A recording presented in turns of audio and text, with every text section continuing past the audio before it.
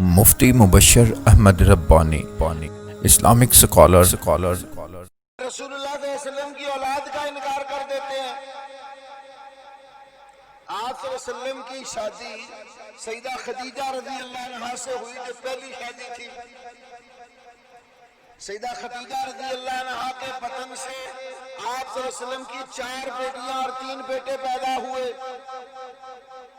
نبوت کا اعلان کرنے سے قبل رقیہ، زینب اور ام کلثوم پیدا ہوئی۔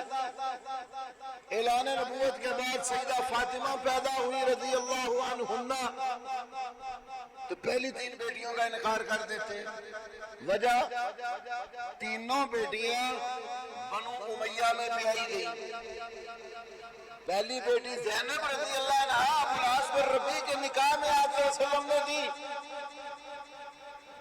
اور رقیہ اور ام کلثوم یکے بعد دیگرے حضرت عثمان کے نکاح میں دی۔ دونوں کا تعلق بنو امیہ سے ہے۔